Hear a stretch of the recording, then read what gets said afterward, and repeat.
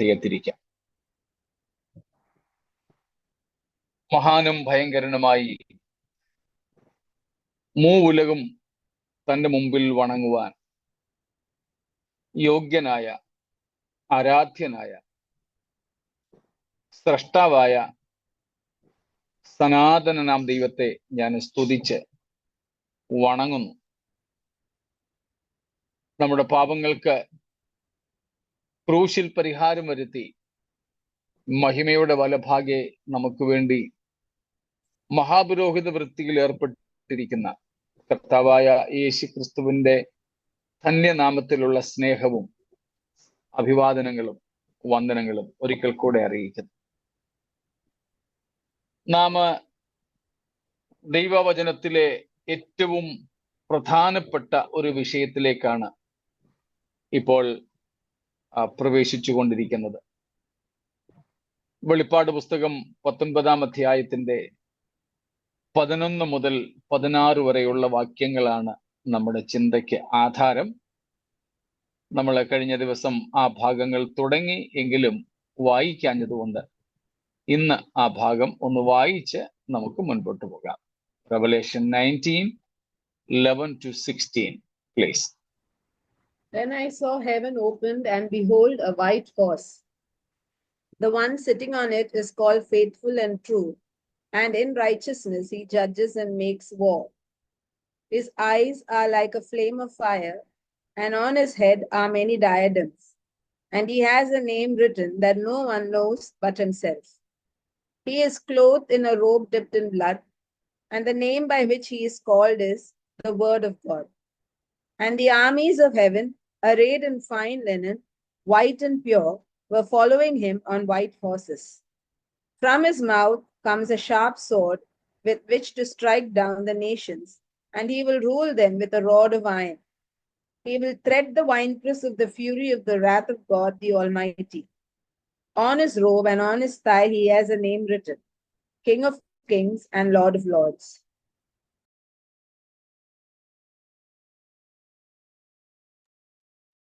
Praise God. നമുക്കറിയാം, വെളിപ്പാട് പുസ്തകത്തിലെ ഏറ്റവും പ്രധാനപ്പെട്ട അധ്യായം ഈ 19-ാമത്തെ അധ്യായമാണ്. One of the key chapters in the book of Revelation. ആ വെളിപ്പാട് പുസ്തകം ഏറ്റവും പ്രധാനപ്പെട്ട ഈ 19-ാമത്തെ അധ്യായത്തിലെ തന്നെ പ്രധാനപ്പെട്ട ഭാഗമാണ് നമ്മളിപ്പോൾ പഠിച്ചുകൊണ്ടിരിക്കുന്ന 11 മുതൽക്ക് ഉള്ള വാക്യങ്ങൾ. അതിന് കാരണം നമ്മൾ കഴിഞ്ഞ ദിവസം പറഞ്ഞു. The consummation of all prophecies, സകല പ്രവചനങ്ങളുടെയും പൂർത്തീകരണമാണ് ഈ വേദഭാഗം.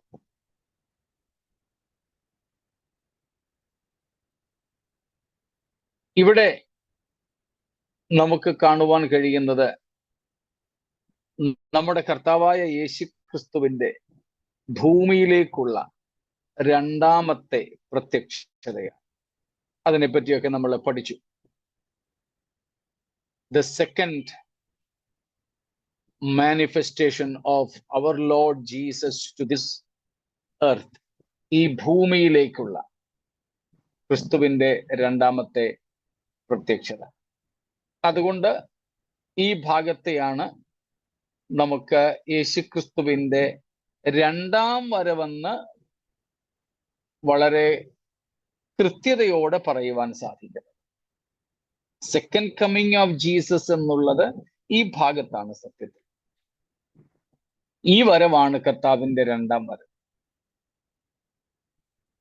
നമ്മൾ പക്ഷേ യേശുക്രിസ്തു മണവാളനായി സഭയെ ചേർക്കാൻ വരുന്ന വരവിനെയും രണ്ടാം വരവെന്നാണ് പറഞ്ഞ് നമ്മൾ ശീലിച്ചിട്ടുള്ളത്. അതുകൊണ്ട് നമ്മുടെ പ്രസംഗങ്ങളിലും പ്രാർത്ഥനകളിലും പ്രബോധനങ്ങളിലും ആശീർവാദ വചനങ്ങളിലുമൊക്കെ അങ്ങനെ വന്നു പോകാറുണ്ട്. അതൊന്നും ഉപദേശപരമായിട്ട് തെറ്റല്ല, ദൈവശാസ്ത്രപരമായിട്ട് തെറ്റല്ല. എന്നാൽ ഏറ്റവും ശരിയായിട്ടുള്ള പ്രയോഗം ഇതാണ് രണ്ടാം വരവ് എന്നത് മാത്രമാണ്. അപ്പം അതുകൊണ്ട് ഈ ഭാഗം വളരെ പ്രസക്തമായിരിക്കുന്നു. നാം അതില് യേശുക്രിസ്തുവിന്റെ ഒന്നാമത്തെ പ്രത്യക്ഷതയും ഈ രണ്ടാമത്തെ പ്രത്യക്ഷതയും തമ്മിൽ ഒരു ചെറിയ താരതമ്യ പഠനമാണ് നടത്തിക്കൊണ്ടിരുന്നത്. ആ ഭാഗങ്ങൾ നിങ്ങൾക്ക് ഓർമ്മ കാണും എന്ന് കരുതുന്നു. യേശുക്രിസ്തു ഒന്നാം പ്രാവശ്യം ഭൂമിയിലേക്ക് പ്രത്യക്ഷപ്പെട്ടതും ഈ 19:11 മുതലുള്ള ഭാഗങ്ങളിലെ പ്രത്യക്ഷതയും തമ്മിലുള്ള സമാനതകളും അന്തരങ്ങളും, അവ തമ്മിലുള്ള ഒരു തുലനം ചെയ്തുള്ള പഠനമാണ്. പഠനമെന്ന് പറയാൻ പറ്റില്ല, നമ്മളൊന്ന് നോക്കി വിടുക മാത്രമായി. അതിലേറ്റവും ഒടുവിൽ നമ്മൾ കണ്ടത് 12-ാമത്തെ വാക്യമായിരുന്നു. അവന്റെ കണ്ണ് അഗ്നിജ്വാല. ഒന്നാം പ്രാവശ്യം വന്നപ്പോൾ ആ കണ്ണ് ദയയുടെ, സ്നേഹത്തിന്റെ, കരുണയുടെ, ദൈന്യതയുടെ ഒക്കെ മൂർത്തിമത് ഭാവമായിരുന്നു എന്ന് കണ്ടു. ആ കണ്ണ് ശത്രുക്കൾക്ക് തുണി കൊണ്ട് കെട്ടി യേശുവിനെ അടിക്കാനൊക്കെ പറ്റി എന്ന് വിചാരിച്ച് കർത്താവ് ആരെയും അറിഞ്ഞില്ലെന്നും കണ്ടില്ലെന്നൊന്നും അല്ല. പക്ഷേ അന്നത്തെ ശരീരത്തിൽ താനായിരുന്നത് കൊണ്ട് അത്രയുമൊക്കെ അവർക്ക് ചെയ്യാനായിട്ട് പറ്റിയെന്ന് മാത്രം. എന്നാൽ ഈ രണ്ടാമത്തെ പ്രത്യക്ഷതയിൽ കർത്താവിന്റെ കണ്ണ് കെട്ടത്തക്കതുപോലെ ആരും ഇല്ല. കാരണം സകലത്തെയും കാണുന്ന, സ്തോത്രം, യേശുക്രിസ്തുവിന്റെ ദിവ്യ ദൃഷ്ടിയെയാണ് ഇവിടെ വെളിപ്പെടുത്തുന്നത്. ഒന്നും അവന്റെ ദൃഷ്ടികൾക്ക് മറവായിരിക്കുന്നില്ല. സ്തോത്രം. അതുകൂടാതെ അഗ്നിജ്വാലയ്ക്കൊത്ത ആ കണ്ണുകളിലേക്ക് നോക്കുന്ന ഏതൊരു ശത്രുവിനും അത് ഭയാനകമായ ഒരു കാഴ്ചയായിരിക്കും. സ്തോത്രം. നമ്മുടെയൊക്കെ സ്വന്തം അപ്പന്റെ കണ്ണ് തന്നെ ഒരല്പം രൗദ്രമുള്ളതായാൽ നോക്കാൻ മക്കൾക്ക് കഴിയാറില്ല. മുമ്പിൽ പിടിച്ചു നിർത്തിയാലും താഴോട്ടേ നോക്കത്തുള്ളൂ. നേരെ നോക്കടാന്ന് പറഞ്ഞാലും പിന്നെ താഴോട്ട് പോകും. മുഖത്ത് നോക്കാനുള്ള ധൈര്യം പിന്നെ സ്വന്തം മക്കളായാൽ പോലും ഉണ്ടാവില്ല. കോപിച്ചു നിൽക്കുന്ന പപ്പായുടെ മുഖത്ത് നോക്കാൻ സ്വന്തം മക്കൾക്ക് സാധിക്കാറില്ല. ഇവിടെ സ്തോത്രം, അപ്പനല്ല, സ്തോത്രം, പകരം നീതിയോടെ ന്യായം വിധിക്കുവാൻ ഇറങ്ങി വന്നിരിക്കുന്ന പരമാധികാരിയായ കർത്താവാണ്. സ്തോത്രം. ഞങ്ങൾക്ക് ഓർമ്മയുണ്ട്, ഞങ്ങള് ബൈബിൾ സ്കൂളിൽ, നിങ്ങൾക്കറിയാമല്ലോ, മണക്കാലയിലാണ് ഞങ്ങൾ പഠിച്ചത്. അന്ന് ഡോക്ടർ ടി ജി കോശി ഞങ്ങളെല്ലാവരും സ്നേഹത്തോടും അതിലുപരി ബഹുമാന ഭയങ്ങളോടും കൂടെ അച്ചായൻ എന്ന് വിളിക്കുന്ന ദേവദാസൻ. ഞങ്ങളോടൊന്നും അധികം സംസാരിക്കാറൊന്നുമില്ല. ഞങ്ങളോടൊക്കെ അദ്ദേഹം ഞങ്ങളുടെ ഗ്രാജുവേഷനും ഒക്കെ കഴിഞ്ഞ് ഞങ്ങൾ ശുശ്രൂഷകളൊക്കെ ആയതിനു ശേഷമാണ് സംസാരിച്ച് കണ്ടിട്ടുള്ളത്. ചിരിക്കുകയും ഒക്കെ ചെയ്ത് ഞങ്ങള് കാണുന്നത്. ആ സമയത്തൊക്കെ അദ്ദേഹത്തിന്റെ വണ്ടി പോലും, അദ്ദേഹത്തിന്റെ കാറ് പോലും ഇതിലെങ്കിലും പോയാൽ ആ കാറിനെ പോലും ഞങ്ങൾക്ക് നോക്കാൻ ഭയമായിരുന്നു. ഇത് കണ്ണാടിയൊക്കെ വെച്ച് അത് മുഖത്തൊന്നും ഞങ്ങള് അങ്ങനെ നോക്കാറില്ല.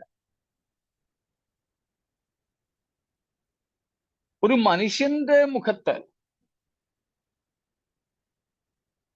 നോക്കാനായിട്ട് അങ്ങനെ ഭയപ്പെടുമെങ്കിൽ, അപ്പന്റെ മുഖത്ത് നോക്കാൻ മക്കൾ ഭയപ്പെടുമെങ്കിൽ, സ്വന്തം ജീവിത പങ്കാളി ദേഷ്യപ്പെട്ട് നിൽക്കുമ്പോൾ നോക്കാൻ ഭയപ്പെടുമെങ്കിൽ, ഇവിടെ യേശുക്രിസ്തുവിന്റെ ആ കണ്ണുകൾ, പല അർത്ഥങ്ങൾ നമ്മൾ 1-ാം അധ്യായത്തിൽ വെച്ച് പഠിച്ചു. എന്നാൽ ഇവിടെ ആ കണ്ണുകളുടെ രൗദ്രഭാവത്തിന്റെ അർത്ഥം ശത്രുക്കളുമായുള്ള ബന്ധത്തിലാണ്. സ്തോത്രം. ശത്രുക്കളുമായുള്ള ബന്ധം. എവിടെയും ഒളിച്ചിരിക്കുന്ന ശത്രുവിനെ കണ്ടുപിടിക്കുന്ന ദൃഷ്ടി. ഏതൊരുവന്റെയും ഏത് ഹൃദയ രഹസ്യങ്ങളെയും അറിയുന്ന ദൃഷ്ടി. ആർക്കും ഒളിക്കാൻ കഴിയാത്ത ദൃഷ്ടി. നീതിയുടെയും കോപത്തിന്റെയും ജ്വാല ജ്വലിക്കുന്ന ആ കണ്ണുകൾ 1-ാമത്തെ പ്രത്യക്ഷതയിൽ നിന്നും എത്ര വ്യത്യസ്തനായിട്ടാണ് 2-ാമത്തെ പ്രത്യക്ഷതയിൽ യേശുവിന്റെ കണ്ണുകളെന്ന് നമുക്ക് ഇവിടെ കാണാം. അതിനുശേഷം തലയിൽ അനേകം ഡയാഡീംസ്, രാജമുടികൾ, റോയൽ ക്രൗൺസ്, അനേകം. അത് നമ്മൾ നേരത്തെ പഠിച്ചു കഴിഞ്ഞു. അധികാരത്തെ കാണിക്കുന്നതാണ്. മുടികൾ അഥവാ crowns, they represent authority, the vast, unlimited authority of Jesus. എന്നാൽ ഇതിന്റെ ഒരു ഡിറ്റോ, ഇതിന്റെ ഒരു പകർപ്പ് നമ്മൾ കണ്ടു. ഒരു വ്യാജ പകർപ്പ് കണ്ടിരുന്നു. ഓർമ്മയുണ്ടോ എവിടെയാണെന്ന്?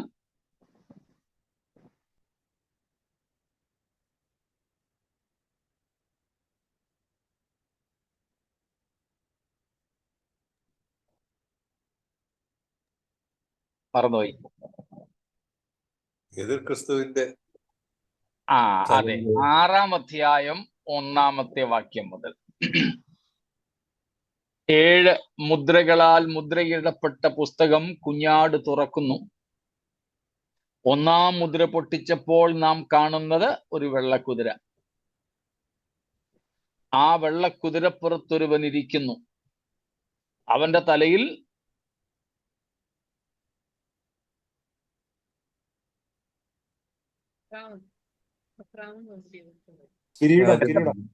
എത്ര കിരീടമുണ്ട്? ഒരു കിരീടം. ആദ്യം ഒരു കിരീടമുള്ള അവിടെ. സ്തോത്രം. ഒരു കിരീടം. യേശുക്രിസ്തുവിനെ വ്യാജമായി അനുകരിക്കുന്ന ഒരു ചിത്രമാണ് അവിടെ. വെള്ളക്കുതിര.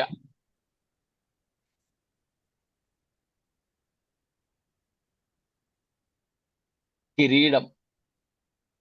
ജയിക്കുന്നവനായി ജയിപ്പാനായും പുറപ്പെട്ടവൻ എന്നൊക്കെ നമ്മുടെ കാണുന്നുണ്ട്.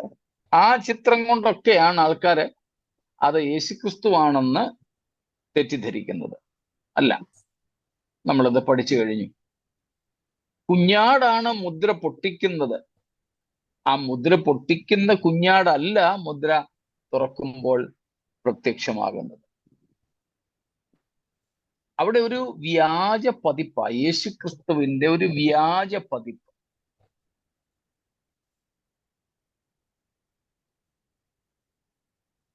എതിർ ക്രിസ്തു യേശുക്രിസ്തുവിനെ പോലെ അഭിനയിക്കുന്നു, വഞ്ചിക്കാനായിട്ട് ശ്രമിക്കുന്നു.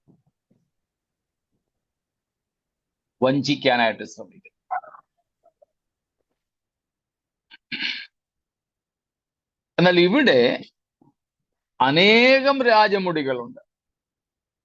യേശുക്രിസ്തുവിന്റെ അധികാരത്തിന്റെ വലിപ്പത്തെയാണ് കാണിക്കുന്നത്.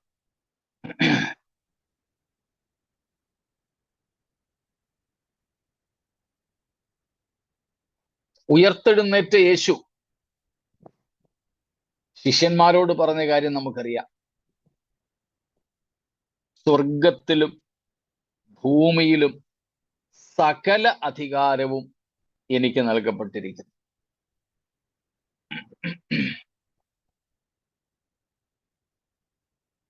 പൗലോസ്ലിഹ ഫിലിപ്പ് ലേഖനം 2-ാം അധ്യായം 9-10 വാക്യങ്ങളിൽ പറഞ്ഞ കാര്യവും നമുക്കറിയാം. യേശുക്രിസ്തുവിന്റെ നാമത്തിങ്കൽ സ്വർലോകരുടെയും ഭൂലോകരുടെയും അധോലോകരുടെയും സകല മുഴങ്കാലും മടങ്ങും. എല്ലാ നാവും യേശു കർത്താവ് എന്ന് പിതാവായ ദൈവത്തിന്റെ മഹത്വത്തിനായിട്ട് ഏറ്റുപറയും. യേശുക്രിസ്തുവിന്റെ അധികാരത്തിന്റെ വ്യാപ്തി,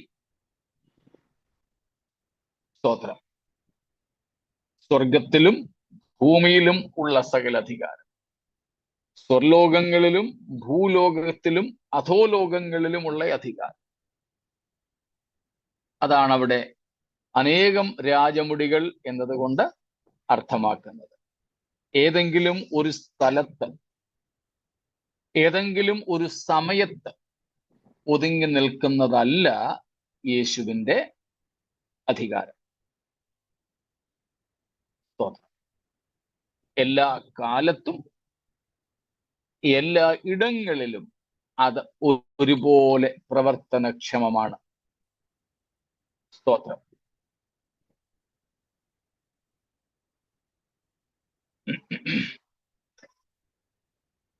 കേരളത്തിൽ തട്ടുപൊളിച്ച് പ്രസംഗിക്കുന്ന, മലയാളത്തിൽ മാത്രം പ്രസംഗിക്കാൻ അറിയാവുന്ന നമ്മുടെ പ്രസംഗകർക്ക് കേരളം വിട്ട് പുറത്തു പോയാൽ അന്നാട്ടുകാർ കൂടുന്ന ഒരു യോഗത്തിൽ നാട്ടിലേതുപോലെ പ്രസംഗിക്കാനുള്ള ഒരു സ്വാതന്ത്ര്യം അവർക്ക് ഇല്ല.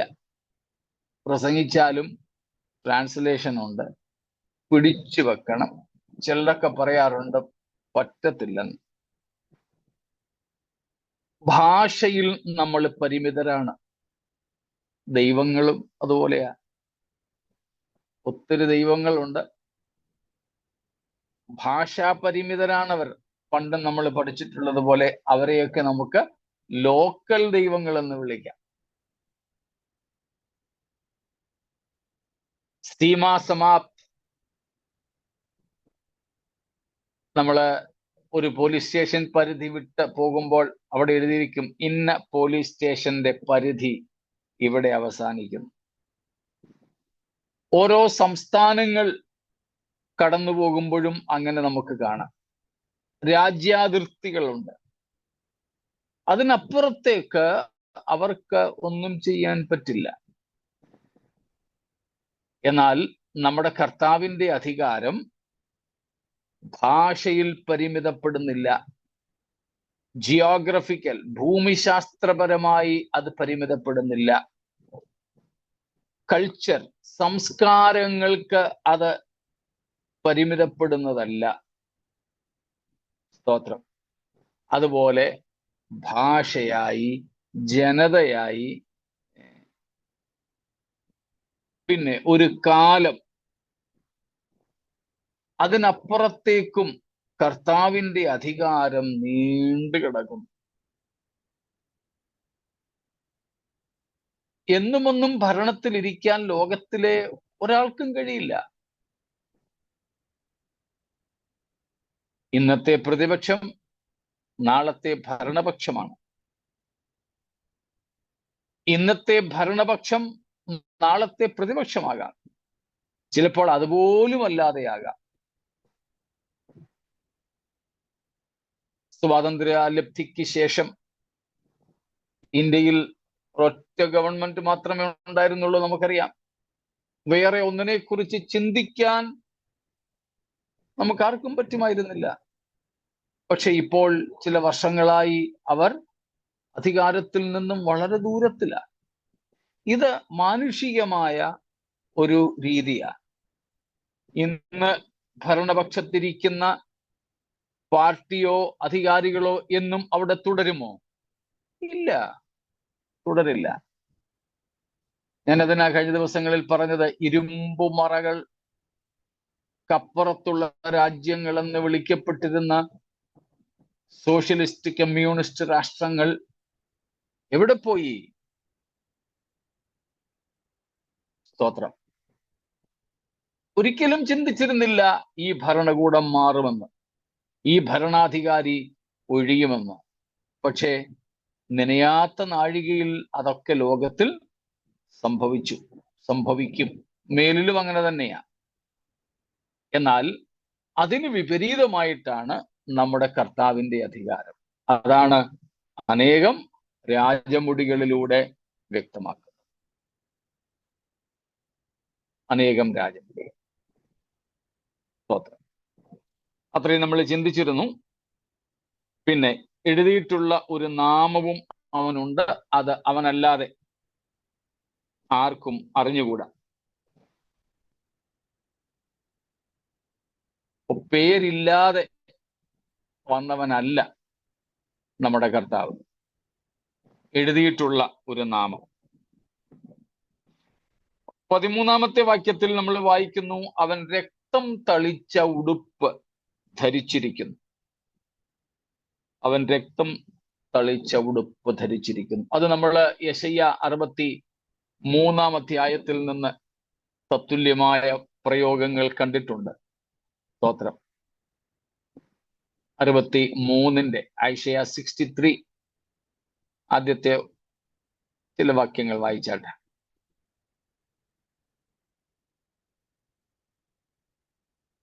ഏദോമിൽ നിന്ന് രക്താംബരം ധരിച്ചുകൊണ്ട് ബൊസ്രയിൽ നിന്ന് വരുന്നോരിവൻ ആർ?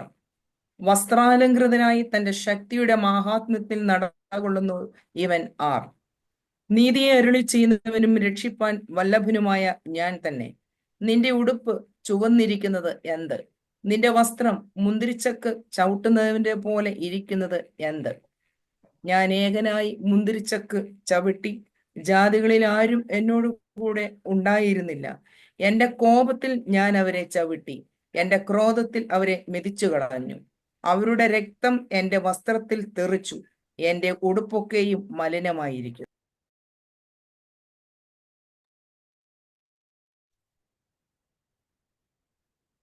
19-ാമത്തെ അധ്യായം, വെളിപ്പാട് 19,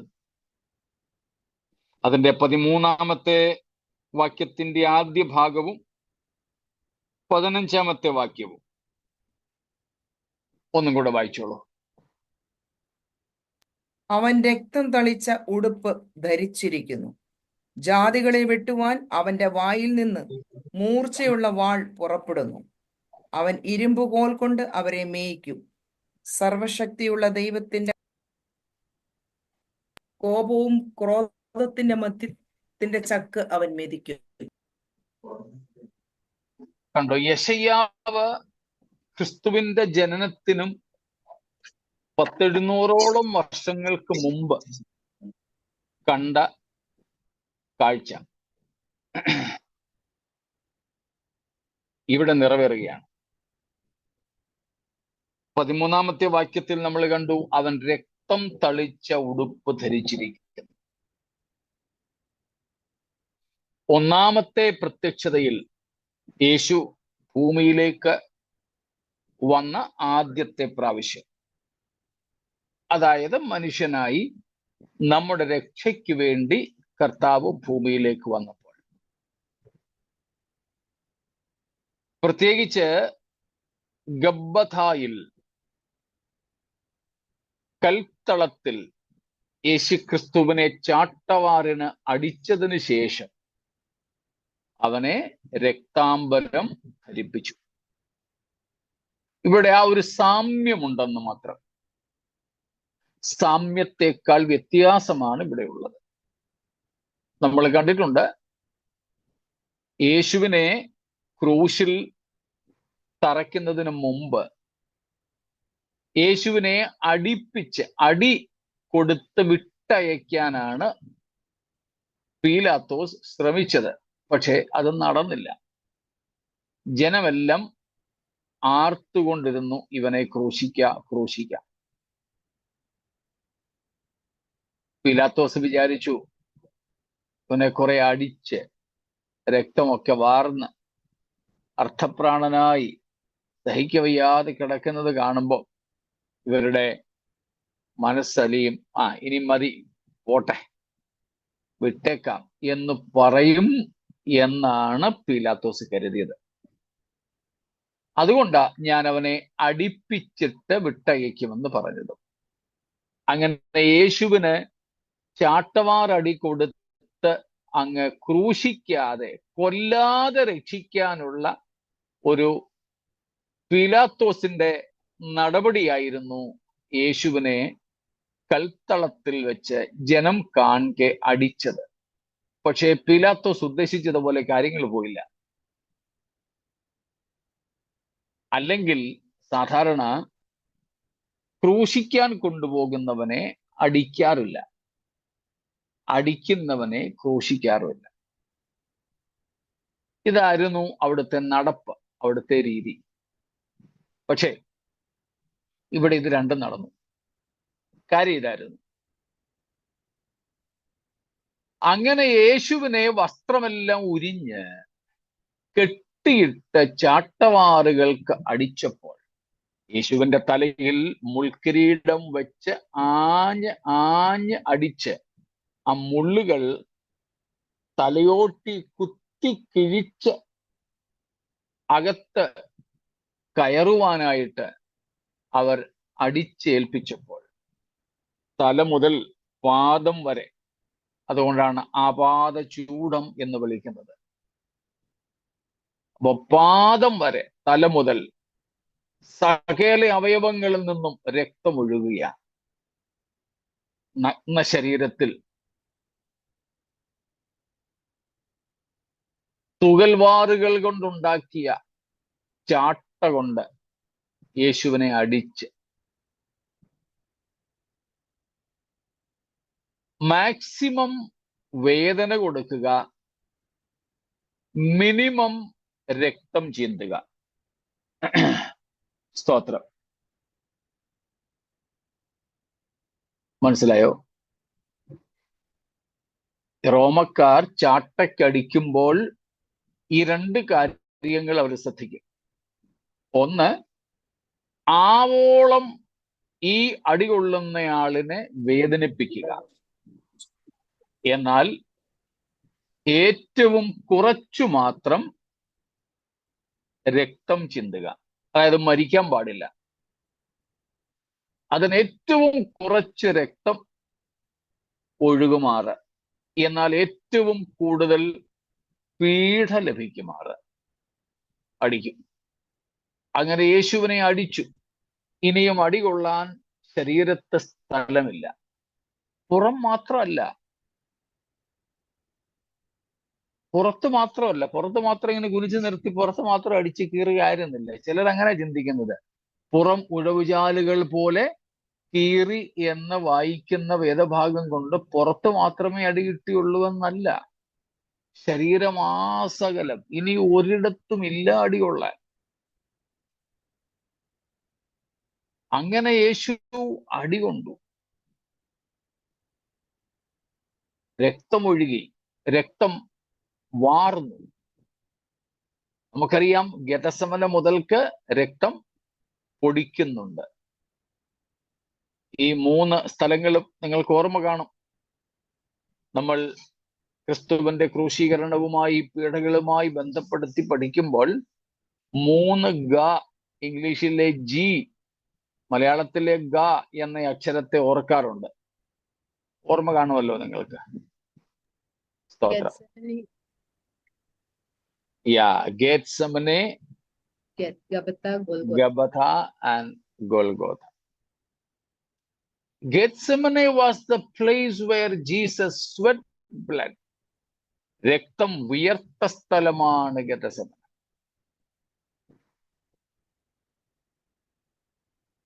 എന്നാൽ രക്തം നമുക്ക് വേണ്ടി ഒഴുക്കിയ, അടികൊണ്ട് രക്തം ഒഴുകിയ സ്ഥലമാണ് ഗബ്ബഥ. He shed his blood at Gabbatha. And Golgotha, we know it was the place where he shed his blood till the last drop. അവസാനത്തെ തുള്ളി വരെ രക്തം, അവസാന തുള്ളി വരെ നമുക്ക് വേണ്ടി ചിന്തിയ സ്ഥലമാണ് ഗോൽഗോഥ. ഇങ്ങനെ യേശുക്രിസ്തുവിന്റെ രക്തം ഗബ്ബഥയിൽ ധാരാളം ഒഴുകി.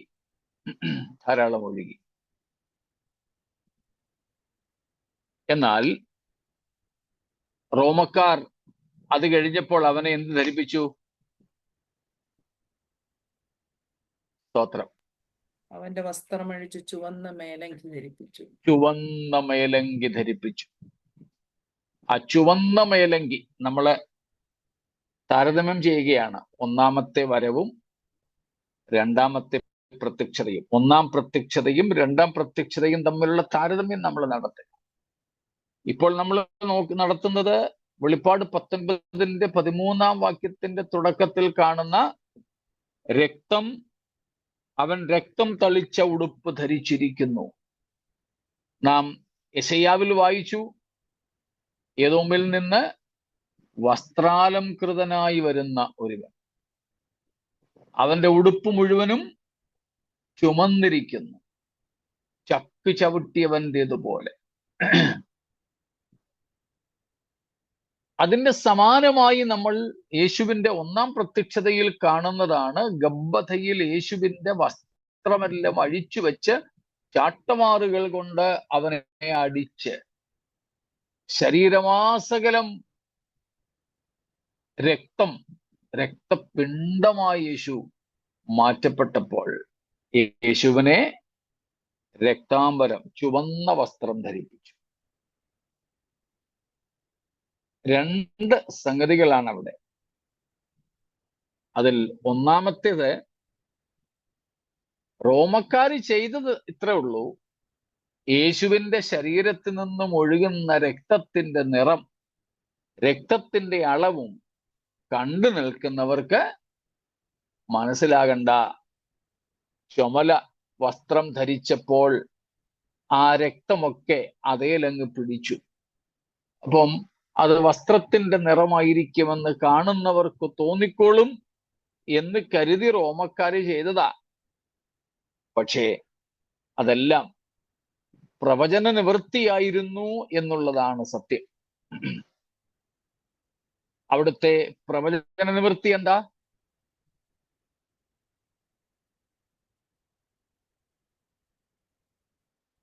യേശുവിനെ രക്താംബരം അല്ലെങ്കിൽ ചുവന്ന വസ്ത്രം ധരിപ്പിച്ചതിലെ പ്രവചന നിവൃത്തി എന്താണ്?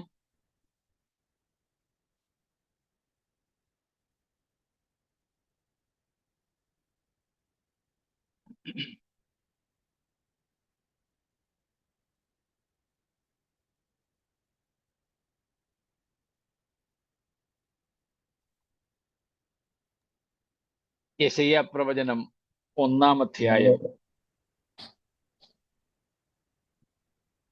സ്തോത്രം.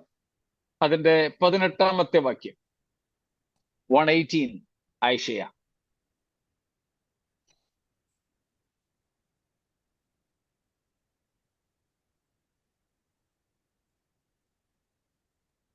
Come now, let us reason together, says the Lord. Though your sins are like scarlet, they shall be as white as snow. Though they are red like crimson, they shall become like wool. So what is this redness, reddish color, scarlet color represent? Sins. സ്തോത്രം. അവിടെ നാം കാണുന്നത് നമ്മുടെ പാപങ്ങൾ. അതാണ് പാപത്തിന്റെ പ്രതീകമാണ് ഇവിടുത്തെ ചുവപ്പ് നിറം. ഒന്നാമത്തെ വരവിൽ, യേശുവിന്റെ ആദ്യത്തെ പ്രത്യക്ഷതയിൽ ക്രിസ്തു രക്താംബരം ധരിച്ച ചുവന്ന വസ്ത്രം ധരിപ്പിക്കപ്പെട്ടു എന്നതിൻ്റെ താൽക്കാലിക അർത്ഥം റോമൻ പടയാളികൾ ചിന്തിച്ചത് അവന്റെ മുറിവുകൾ ആരും കാണണ്ട, രക്തമൊഴുകുന്നത് ആരും മനസ്സിലാക്കണ്ട എന്നതായിരുന്നു. പക്ഷേ ദൈവം അതിനനുവദിച്ചത് ഒരു പ്രവചന നിവൃത്തിക്ക് വേണ്ടിയാണ്. എന്തെന്നാൽ ഈ രക്താംബരം അല്ലെങ്കിൽ കടുംചുവപ്പ്, ഈ രക്തനിറം എന്തിനെ പ്രതിനിധീകരിക്കുന്നു? നാം ഇവിടെ വായിച്ചു, കടുംചുവപ്പ് പോലെ ആയിരിക്കുന്ന പാപങ്ങൾ, രക്താംബരം പോലെ ചുവന്നിരിക്കുന്ന നമ്മുടെ ജീവിതം. ഇനിയും 53-ാം അധ്യായം, ചാപ്റ്റർ 53 ആൻഡ് വേഴ്സ് നമ്പർ 6, 6-ാം വാക്യം.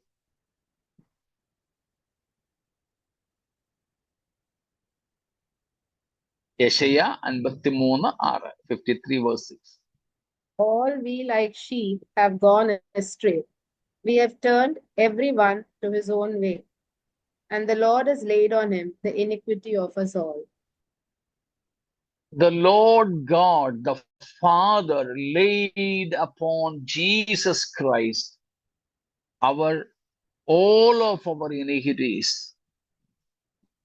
അപ്പോൾ യേശുക്രിസ്തുവിന്റെ ഒന്നാം പ്രത്യക്ഷതയിൽ ഗബ്ബഥയിൽ യേശുവിനെ അടിച്ച് അവശനാക്കി രക്തം വാർന്നു പോകുന്ന അളവിൽ അവനെ അടിനിർത്തി അഴിച്ചു വിട്ടിട്ട് ചുമന്ന മേലങ്കി അവനെ ധരിപ്പിച്ചതിന് യഹൂദന്, റോമക്കാർക്ക് ഒരു കാരണം പറയാനുണ്ടെങ്കിലും ദൈവം നൽകുന്ന കാരണം, ബൈബിൾ പറയുന്ന കാരണം ഇപ്പോൾ നമ്മൾ വായിച്ച ഭാഗം. യഹോവയായ ദൈവം നമ്മുടെ സകല മനുഷ്യരുടെയും അകൃത്യം അവന്റെ മേൽ ചുമത്തി. അതിന് പ്രതീകമായിരുന്നു യേശുക്രിസ്തുവിന്റെ ആ ചുമന്ന വസ്ത്രം. എന്നാൽ അതിൽ നിന്നും വ്യത്യസ്തമാണ് 19:13 കാണുന്ന രക്താംബരം, സ്തോത്രം, അല്ലെങ്കിൽ രക്തം തളിച്ച ഉടുപ്പ്. യേശുക്രിസ്തു തന്റെ ഒന്നാം പ്രത്യക്ഷതയിൽ ചുമന്ന വസ്ത്രം ധരിച്ചത് നമ്മുടെ എല്ലാവരുടെയും പാപം പിതാവായ ദൈവം യേശുക്രിസ്തുവിന്റെ മേൽ ചുമത്തുന്നതിന്റെയും ക്രിസ്തു നമുക്ക് വേണ്ടി അതെല്ലാം സന്തോഷത്തോടെ സഹിക്കുന്നതിന്റെയും പ്രതീകമായിരുന്നു. 1 പത്രോസ് 2:24, 1 Peter 2:24. നാം പാപം സംബന്ധിച്ച് മരിച്ചു, നീതിക്ക് ജീവിക്കേണ്ടതിന് അവൻ തന്റെ ശരീരത്തിൽ നമ്മുടെ പാപങ്ങളെ ചുമന്നുകൊണ്ട് ക്രൂശിന്മേൽ കയറി. അവന്റെ അടിപ്പിണരാൽ നിങ്ങൾക്ക് സൗഖ്യം വന്നിരിക്കും. കണ്ടോ, ഇവിടെ പറയുന്ന അടിപ്പിണരൊക്കെ നമ്മുടെ പാപത്തിന്റെ ശിക്ഷയായി യേശു ഏറ്റെടുത്ത അടിപ്പിണരുകളാ. ശരീരമാസകലമുണ്ട്. അത് 39 അല്ല നമ്മൾ സാധാരണ കേൾക്കുന്നത് പോലെ. 39 അല്ലെന്ന് പറയാൻ വേദപുസ്തക അടിസ്ഥാനം, യേശുവിനെ അടിച്ചത് ആരല്ല? യഹൂദന്മാരല്ല. ഒരു യഹൂദനെ അടിക്കുമ്പോഴാണ് 40 തികച്ചടിക്കരുതെന്ന പ്രമാണം. ന്യായപ്രമാണ പ്രകാരം ഒരു യഹൂദൻ മറ്റൊരു യഹൂദനെ ശിക്ഷിക്കുമ്പോഴാണ് ഈ 39 അടി അല്ലെങ്കിൽ 40 തികയുന്നതിന് മുമ്പ് അടി നിർത്തുക എന്നുള്ളത്. അതാ പൗലോസ് 2 കൊരിന്ത്യർ 11-ാം അധ്യായത്തിൽ പറയുന്നത്, ഞാൻ യഹൂദന്മാരുടെ കയ്യാൽ ഒന്നുകുറയെ 40 അടി 5 പ്രാവശ്യം കൊണ്ടു. എന്നാൽ യേശുവിനെ ഇവിടെ അടിച്ചത്, ഒന്ന്, ന്യായപ്രമാണം, യഹൂദ ന്യായപ്രമാണം അനുസരിച്ച് അല്ല. 2, യഹൂദന്മാരുമല്ല. സ്തോത്രം, യഹൂദന്മാരുമല്ല. അതുകൊണ്ട് 39 അടി യേശു കൊണ്ടു എന്നുള്ള നമ്മുടെ പ്രസംഗങ്ങൾ വചനാടിസ്ഥാനം ഉള്ളതല്ല. അതിൽ കൂടുതലാകാം, കുറവാകാം. സാധാരണ റോമക്കാരടിക്കുന്നത് ഒരുവന് എന്തുമാത്രം അടി കൊള്ളാൻ കഴിയും, അവന്റെ കപ്പാസിറ്റി, അവന്റെ കരുത്തനുസരിച്ച. അതുകൊണ്ട് എത്ര അടി യേശു കൊണ്ടു എന്നുള്ളതിന് കണക്കില്ല കേട്ടോ. പിന്നെ പ്രസംഗകരുടെ ഒരു ശൈലി കിടപ്പുണ്ടെന്ന് മാത്രമേ ഉള്ളൂ. അത് പ്രസംഗകന്റെ കാര്യമാണ്, ബൈബിളിലെ കാര്യമല്ല. ഏതായാലും ആകട്ടെ, യേശുവിനെ ചാട്ടവാറുകൾ കൊണ്ട് അടിച്ച് അവശനായപ്പോൾ ചുമന്ന വസ്ത്രം ധരിപ്പിച്ചതിന്റെ അർത്ഥം, ആത്മീയാർത്ഥം, പ്രവചനാർത്ഥം നമ്മൾ കണ്ടു. മനുഷ്യരുടെ മുഴുവൻ പാപവും പിതാവായ ദൈവം പുത്രന്റെ മേൽ ചുമത്തിയപ്പോൾ എനിക്ക് വയ്യെന്നും പറഞ്ഞ് യേശു മാറിയില്ല. അതാണ് പത്രോസ് പറഞ്ഞത്, നമ്മുടെ എല്ലാം അകൃത്യം അവന്റെ മേൽ അവൻ വഹിച്ചു, തൻ്റെ ശരീരത്തിന്മേൽ വഹിച്ചുകൊണ്ട് ക്രൂശിന്മേൽ കയറി. സ്തോത്രം.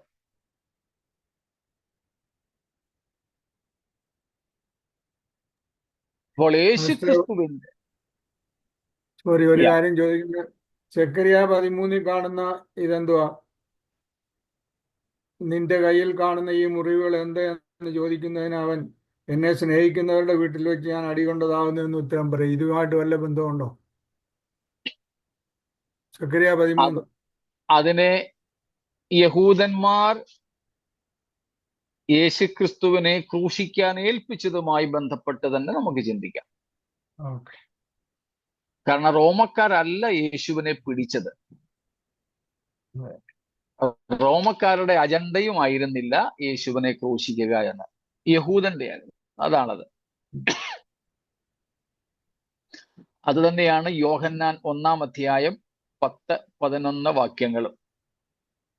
യേശുക്രിസ്തു ലോകത്തിലേക്ക് വന്നു, ലോകം അവനെ അറിഞ്ഞില്ല.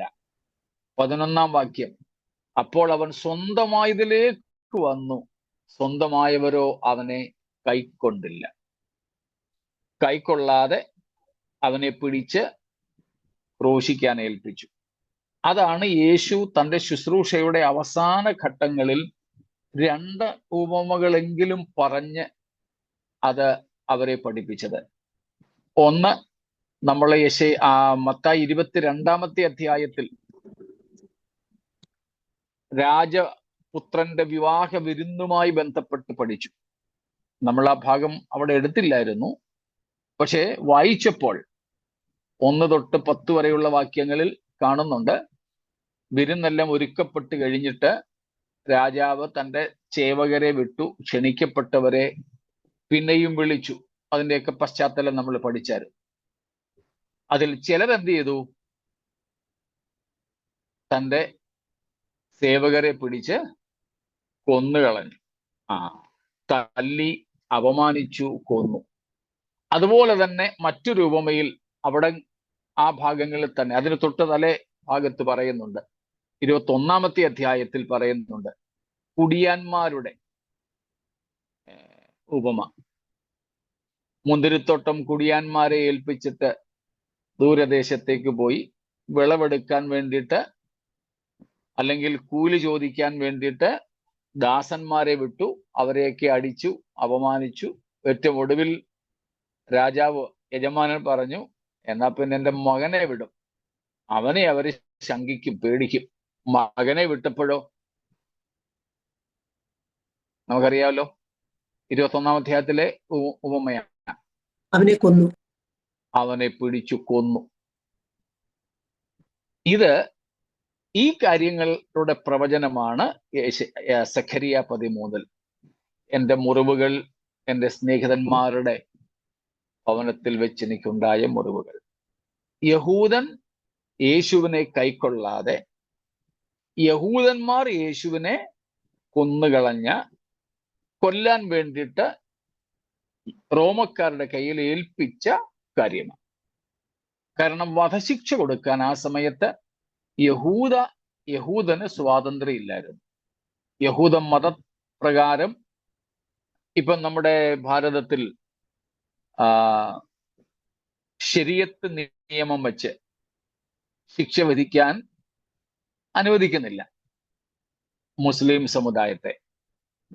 ഇല്ലെങ്കിൽ ഒരു കാലത്ത് അവര് ഇന്ത്യയിലായാലും എവിടെ ആയാലും അവരുടെ നിയമം വെച്ചുകൊണ്ടായിരുന്നു കാര്യങ്ങൾ നടത്തുമായിരുന്നത്. ഇവിടെ ഇപ്പൊ നടക്കത്തില്ല.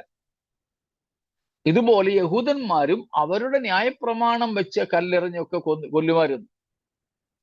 പക്ഷേ റോമൻ ഭരണകാലത്ത് അതിനുള്ള സ്വാതന്ത്ര്യം അല്ലെങ്കിൽ അധികാരം, വധശിക്ഷ നടപ്പാക്കാൻ യഹൂദന് അധികാരമില്ലായിരുന്നു. അതുകൊണ്ടാ നിങ്ങളുടെ ന്യായപ്രമാണം വെച്ച് നിങ്ങൾ എന്താന്ന് വെച്ച് ചെയ്തോന്ന് പറഞ്ഞപ്പം ഞങ്ങൾക്ക് ക്രൂശിക്കാനുള്ള അധികാരം ഇല്ലല്ലോ എന്ന് പറഞ്ഞു. പക്ഷേ റോമക്കാരെ കൊണ്ട് ഇത് ചെയ്യിച്ചത് യഹൂദന്മാരാണ്. അതാണ് അതിന്റെ അർത്ഥം.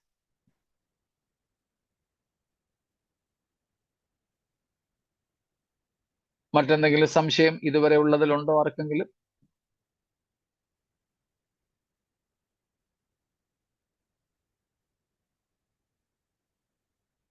ഇല്ലെങ്കിൽ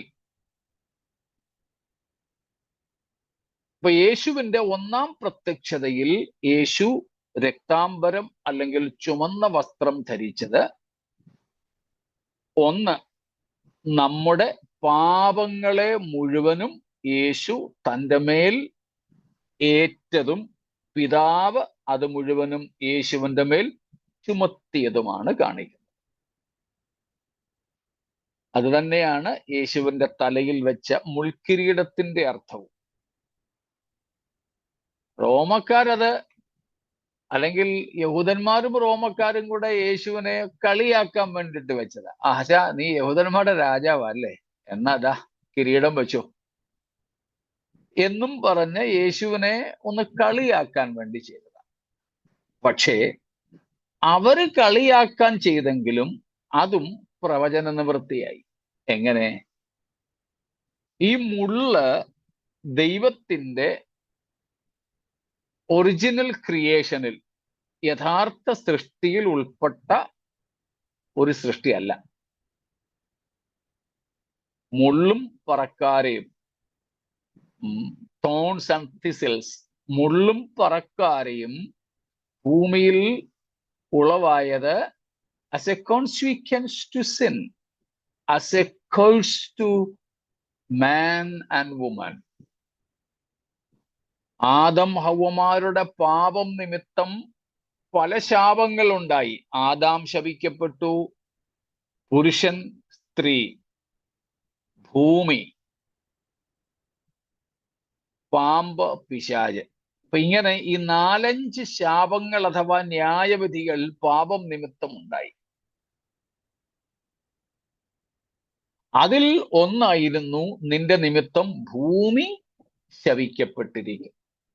ഇനിയും നിനക്കത് കൃഷി ചെയ്യുമ്പം മുള്ളും പറക്കാരെയും ജനിപ്പിക്കും, അല്ലെ മുളപ്പിക്കും. അപ്പൊ ഈ മുള്ളും പറക്കാരെയും എന്തിനെ കാണിക്കുന്നു? പാപത്തിന്റെ ശാപത്തെ കാണിക്കുന്നു. Thorns and thistles also show or represent the curse of sin. പാപത്തിന്റെ ശാപത്തെയാണ്, പാപത്തിന്റെ ശിക്ഷയെയാണ്, പാപത്തിന്റെ പരിണിത ഫലത്തെയാണ് കാണിക്കുന്നത്. യേശുവിന്റെ മേൽ അവർ ആ മുൾക്കിരീടം മെടഞ്ഞു വെച്ച് അടിച്ച് അത് തലയോട്ടിയിൽ ഉറപ്പിച്ചപ്പോൾ അവിടെയും വെളിപ്പെട്ട പ്രവചന നിവൃത്തി ഇതാണ്. അപ്പോൾ യേശുക്രിസ്തുവിന്റെ ഒന്നാം പ്രത്യക്ഷതയിലെ ചുമന്ന വസ്ത്രധാരണം, യേശു പാപികളായ മനുഷ്യർക്കു വേണ്ടി പാപം സ്വയം ഏറ്റതും അല്ലെങ്കിൽ പിതാവ് തന്റെ മേൽ ചുമത്തിയതും, 2, പാപത്തിന്റെ പരിഹാരത്തിന് വേണ്ടി പ്രായശ്ചിത്തമായ രക്തം ചിന്തിയതുമാണ് കാണിക്കുന്നത്. ഇത് രണ്ടും, പാപം ചുമന്നു, 2, പാപത്തിന് പ്രായശ്ചിത്തമായി സ്വന്തം രക്തം ചിന്തി. So he took over human sin and shed his blood as an atonement for the forgiveness of sins. So this is the representation of the red white Jesus wore at the first manifestation to this earth.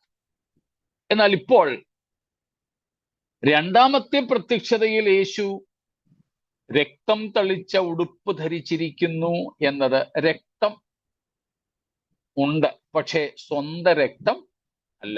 ഒന്നാമത്തേതിൽ സ്വന്തം രക്തമായിരുന്നു, പാപമില്ലാത്ത രക്തമായിരുന്നു, വിലയേറിയ രക്തമായിരുന്നു, വീണ്ടെടുപ്പിന്റെ രക്തമായിരുന്നു, പ്രായശ്ചിത്തത്തിന്റെ രക്തമായിരുന്നു. സ്തോത്രം. മനസ്സിലായോ? അപ്പോൾ യേശുവിന്റെ രക്തത്തിന് എന്തൊക്കെ വിശേഷണങ്ങൾ കൊടുക്കാമോ അതൊക്കെ അവിടെ കൊടുത്തോളൂ. അതിൽ ചിലത് ഞാൻ പറഞ്ഞു എന്നേ ഉള്ളൂ. എന്നാൽ ഇവിടെയോ, ഇപ്പോൾ രണ്ടാം പ്രത്യക്ഷതയിൽ വെളിപ്പാട് 19:13 15 നാം കാണുന്ന രക്തം തളിച്ച ഉടുപ്പ്, അത് സ്വന്തം രക്തമല്ല, ശത്രുക്കളുടെ രക്തമാണ്. അത് പ്രായശ്ചിത്ത രക്തമല്ല, പ്രതികാരത്തിന്റെ രക്തമാണ്. It's not own blood, but the enemy's blood. Not for propitiation, but for revenge or avenge. സ്തോത്രം. It was not because of love, but because of fury, wrath. ഈ രക്തം സ്നേഹത്തിൽ നിന്നൊഴുകിയതല്ല. ഒന്നാം പ്രാവശ്യത്തെ രക്തം ക്രിസ്തു സ്നേഹത്തിൽ നിന്നൊഴുക്കിയതാണ്. എന്നാൽ ഇത് ക്രോധത്തിൽ നിന്നാണ്. അതാണ് നാം കണ്ടത് 15-ാമത്തെ വാക്യത്തിലും യെശയ്യാ 63-ലും. ഞാൻ എൻ്റെ ക്രോധത്തിൽ ജാതികളെ മെതിച്ചു കളഞ്ഞു. സ്തോത്രം. പ്രത്യേകിച്ച് അർമ്മഗദ്ദോൻ യുദ്ധത്തിൽ വെച്ച് കർത്താവ് ശത്രുക്കളെ നിഗ്രഹിക്കുന്ന ചിത്രമാണ് അവിടെ. ഏതൊക്കെയാ അതാണ് ഒന്നുകൂടി റിപ്പീറ്റ് ചെയ്യാമോ? 63-ലെയും അതുപോലെ 19-13-ലെയോ? 19-ന്റെ 13-ഉം 15-ഉം. Okay, praise the lord. യെശയ്യാ 63-ൽ നമ്മൾ വായിച്ച ഭാഗത്ത് ഇതേ വിഷയം തന്നെയാണ് യെശയ്യാവ് പ്രവചനാത്മാവിൽ കണ്ടത്. ഏദോമിൽ നിന്ന്, ബൊസ്രയിൽ നിന്ന് രക്താംബരം ധരിച്ചവനായി വരുന്ന യേശു.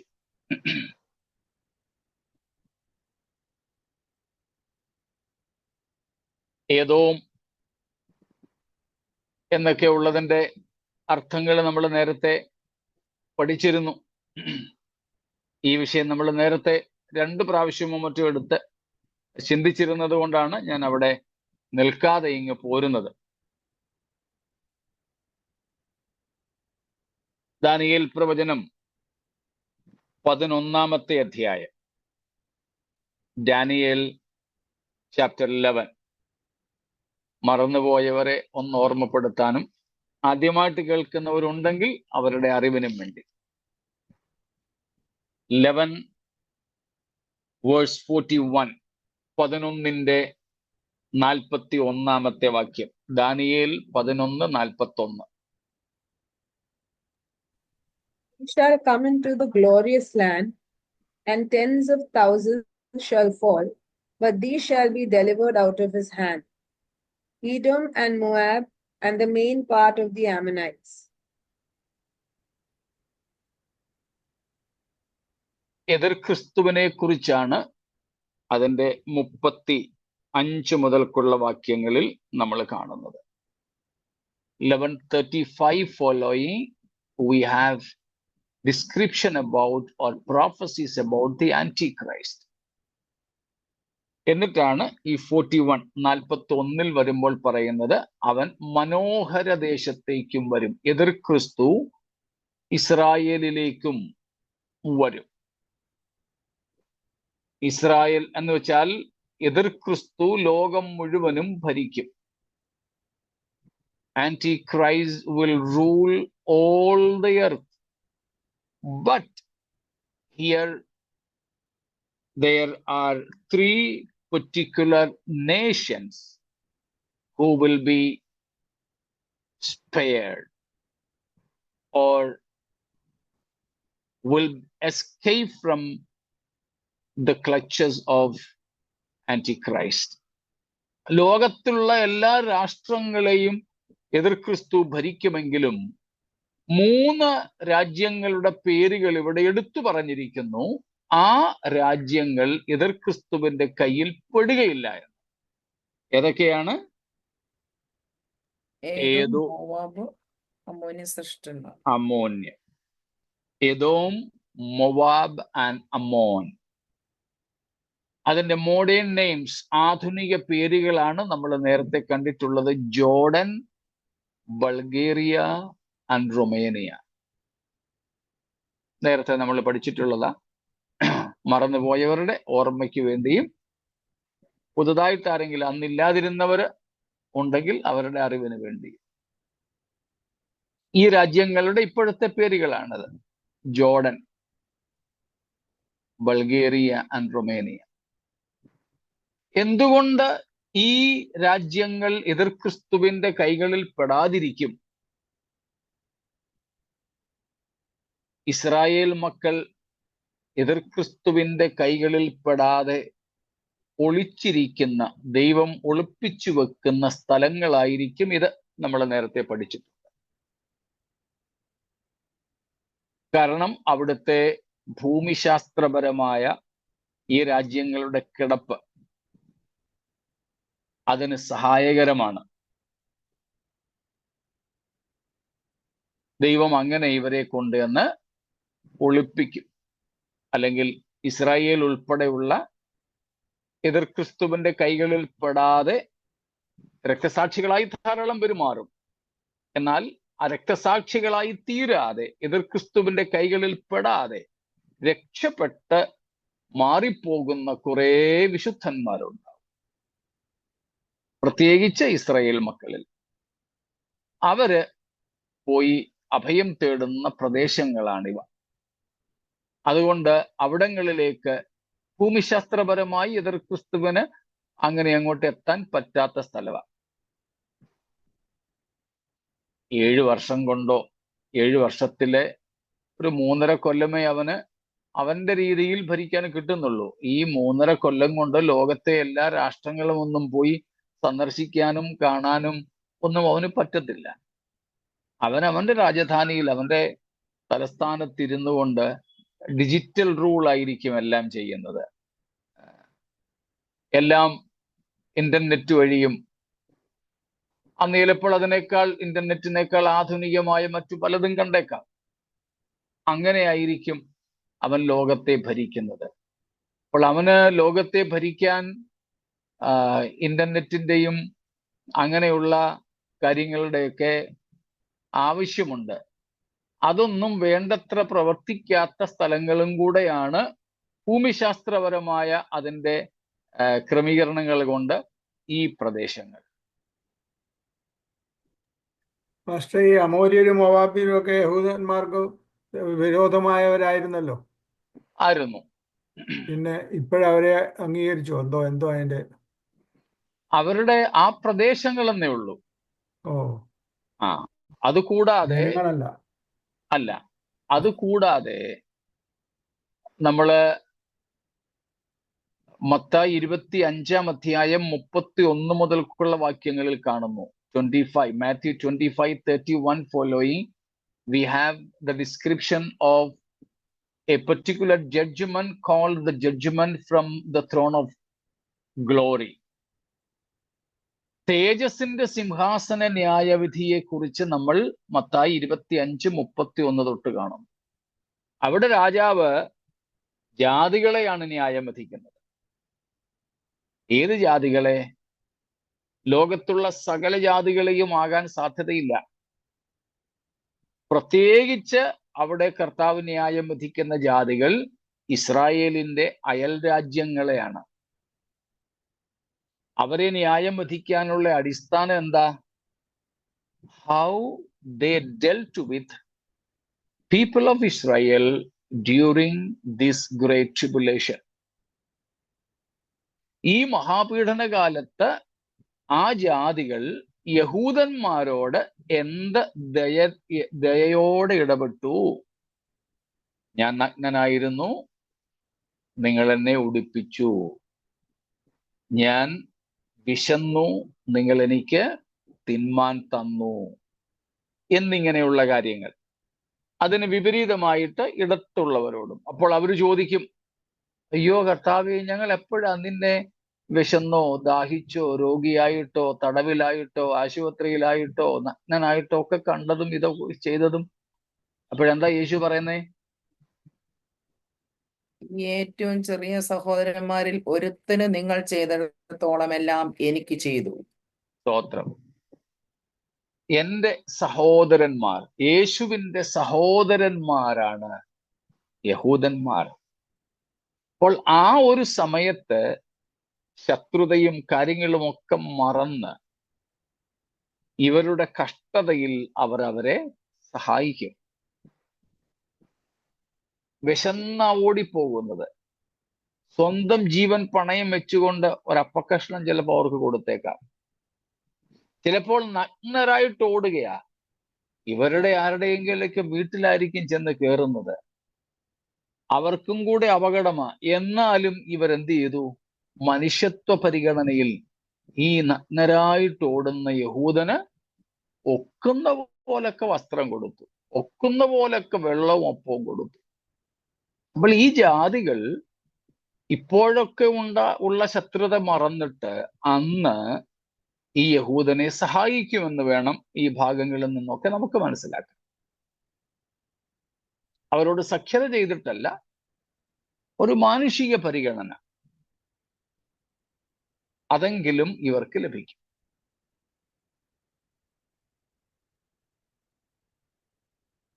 അപ്പൊ ഇവിടെ ഈ 19-ാം അധ്യായത്തിലെ വെളിപ്പാട് 19-ലെ 2-ാം പ്രത്യക്ഷതയിൽ യേശു രക്താംബരം ധരിച്ചു എന്നുള്ളതിന്റെ അർത്ഥം, അല്ലെങ്കിൽ രക്തം തളിച്ച ഉടുപ്പ് ധരിച്ചു എന്നതിന്റെ അർത്ഥം, യഹൂദന് വേണ്ടി ദൈവം ശത്രുക്കളോട് പ്രതികാരം ചെയ്യുന്നു. തന്റെ കോപത്തിൽ ജാതികളെ ശിക്ഷ വിധിച്ചു. അർമഗദ്ദോൻ യുദ്ധവുമായി ബന്ധപ്പെട്ട ഒരു ഭാഗമാണിത്. അവിടെ ഇവിടെയായി ഒളിച്ചിരിക്കുന്ന ഇസ്രായേലിന്റെ രക്ഷയ്ക്ക് വേണ്ടി അവരുടെ ശത്രുക്കൾ, വിശേഷിച്ച് എതിർ ക്രിസ്തുവിനോടും സൈന്യത്തോടും യുദ്ധം ചെയ്ത് അവരെ പരാജയപ്പെടുത്തി തന്റെ ജനമായ ഇസ്രായേലിനെ എന്നേക്കുമായി വീണ്ടെടുക്കുന്ന ചിത്രമാണ് നാം ഇവിടെ കാണുന്നത്. അതിന്റെ പ്രവചനമാണ്, അതിലെ ഏറ്റവും പ്രധാനപ്പെട്ട പ്രവചനമാണ് നമ്മൾ യെശയ്യാ 63-ൽ വായിച്ചത്. ആ ഭാഗത്തിന്റെ താരതമ്യം മനസ്സിലേക്ക് കാണുമായിരിക്കുമല്ലോ. ഒന്നിടയ്ക്ക് ചോദിച്ചോട്ടെ, ഇപ്പം പാസ്റ്റർ പറഞ്ഞനുസരിച്ച് ഇവർക്ക് ചുറ്റുമുള്ള ജാതികൾക്ക് അന്നേരം യഹൂദനെ സഹായിച്ചതിന് കൊടുക്കുന്ന, അതായത് അവർക്ക് ശിക്ഷാവിധി കൊടുക്കാതെ അവരെ രക്ഷിക്കുമെന്നാണ് അർത്ഥം? അതെ, രക്ഷിക്കുമെന്ന് പറഞ്ഞാൽ എവിടേക്കാ പ്രവേശിപ്പിക്കുന്നത്? അവരെ 1000 ആണ്ട് വാഴ്ച പ്രവേശിക്കുമെന്നല്ലേ ഉള്ളൂ, അല്ലാതെ രക്ഷയൊന്നുമില്ല. 1000 ആണ്ട് വാഴ്ചയിലേക്ക് അവരെ പ്രവേശിപ്പിക്കും. ആ 1000 ആണ്ട് വാഴ്ചയിലെ പ്രവേശനത്തിലൂടെ അവർക്ക് നിത്യതയിലേക്ക് പ്രവേശിക്കാനുള്ള സാധ്യത തുറന്നിടുകയാണ്. അപ്പൊ യഹൂദനെ സഹായിക്കാത്തവരെ നേരെ യാതനാ സ്ഥലത്തോട്ട് വിടും. അവരെ നേരെ തന്നെ നരകത്തിലേക്ക് വിടുകയാണ്, പുറത്തുള്ള ഇരുട്ടിലേക്ക്. പിശാചിനും അവന്റെ ദൂതന്മാർക്കും വേണ്ടി ഒരുക്കപ്പെട്ട ഇടത്തേക്ക് അവരെ വിടുമെന്നാണ് 25-ാം അധ്യായം മത്തായി വെച്ച് നമുക്ക് മനസ്സിലാക്കാൻ പറ്റുന്നത്.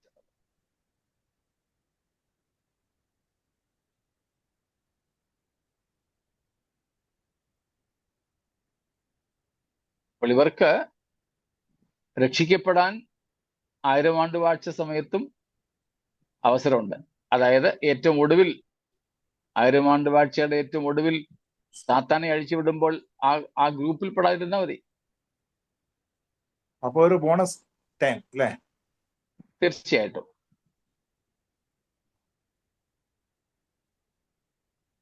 ഈ ഫെസിലിറ്റി യെരുശലേമിന് ചുറ്റുപാടുള്ളവർക്കല്ലാതെ കിട്ടുമോ, അതോ ലോകമെമ്പാടും കിട്ടുമോ? അതിനെക്കുറിച്ച് വ്യക്തമായ രേഖകളില്ല. പക്ഷേ ആ രണ്ടഭിപ്രായങ്ങളും യഹൂദൻ ആ കാലത്ത് ദേശമെല്ലാം ഓടി നടക്കുക, എല്ലാ രാജ്യങ്ങളിലും ചിതറപ്പെടുമല്ലോ പിന്നെയും. അതെ അതെ. അതുകൊണ്ട് സകല ജാതികളോടും ഉള്ള ബന്ധത്തിലാണ് എന്ന് ഒരു അഭിപ്രായമുണ്ട്.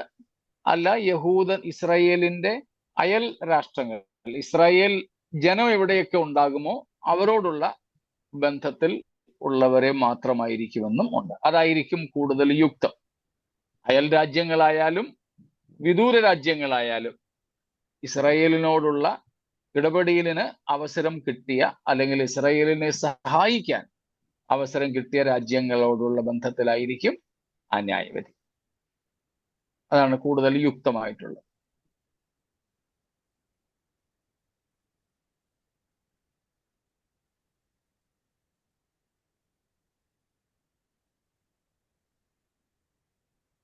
ഈ ഒരു പ്രത്യക്ഷതയ്ക്ക് വേണ്ടിയിട്ട് സകല ജാതികളും കാത്തിരിക്കുമ്പോൾ നമ്മൾ കർത്താവിനോടുകൂടെ കർത്താവിൻ്റെ കാന്തയായി, ഭാര്യയായി, സ്തോത്രം, ഈ വിജയത്തിലും മഹത്വത്തിലും പങ്കാളികളായിരിക്കും എന്നുള്ളത് നമുക്കേറെ സന്തോഷം, പ്രത്യാശയും നൽകുന്ന വസ്തുതകളാണ്. അതുകൊണ്ട് നമ്മൾ കഴിഞ്ഞ ക്ലാസ്സുകളിലൊക്കെ പഠിച്ചതുപോലെ നമുക്ക് നമ്മെ തന്നെ ഒരുക്കാം കർത്താവിന്റെ വരവിനായി. സ്തോത്രം. നമ്മുടെ ജീവനായ ക്രിസ്തു തേജസ്സിൽ വെളിപ്പെടുമ്പോൾ നാമും അവനോടുകൂടെ തേജസ്സിൽ വെളിപ്പെടേണ്ടതിന് നമ്മെ തന്നെ ഒരുക്കി കാത്തിരിക്കാം. ഈ വചനങ്ങളാൽ ദൈവം നമ്മെ അനുഗ്രഹിക്കുമാറാകട്ടെ.